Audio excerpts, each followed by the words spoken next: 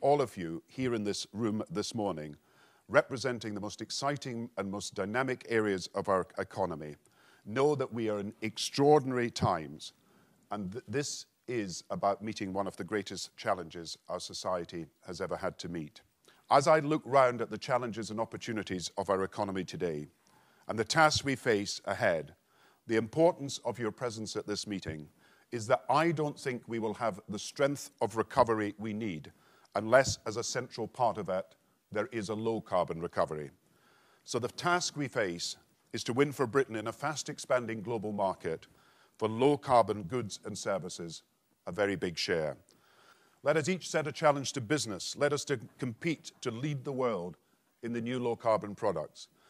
And let me tell you, our low-carbon future, to create the low-carbon economy we need, is now a national endeavour that gives us purpose for years to come. It's about a transformative shift in our economy and the industrial and business opportunities that will come with that if we equip the UK successfully to compete for those opportunities. And that is the top and bottom line of what we're about. And so the point we want to start at today is this.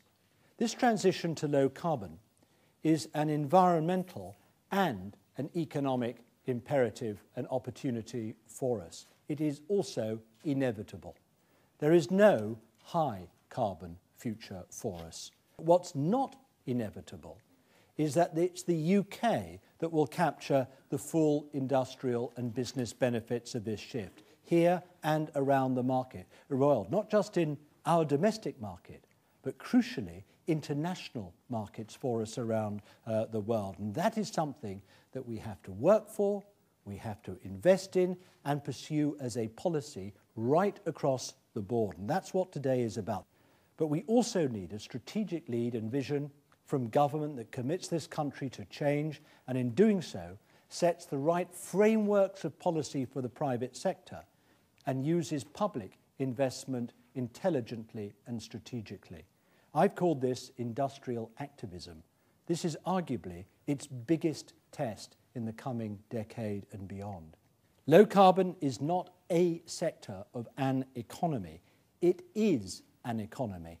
This strategy, therefore, is about how we prepare the UK for that future and just how the UK benefits industrially from that future.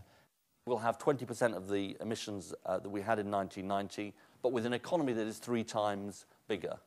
That is not just a change, it is a transformation of the way that our economy has to work. It starts with what you might call the trinity of the low-carbon economy.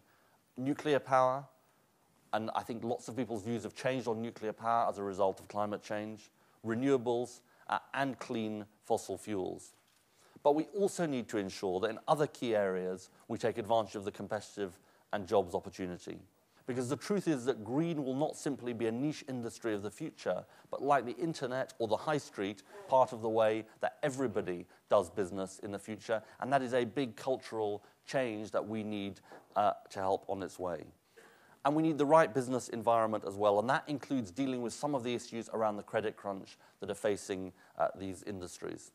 To give businesses the technology, the skills, the infrastructure to be the best place in the world to grow their businesses. And that is the 4th area for discussion today, alongside the energy infrastructure, energy efficiency, and transport.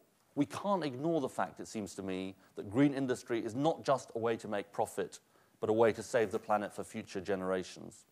Why do I draw attention to this?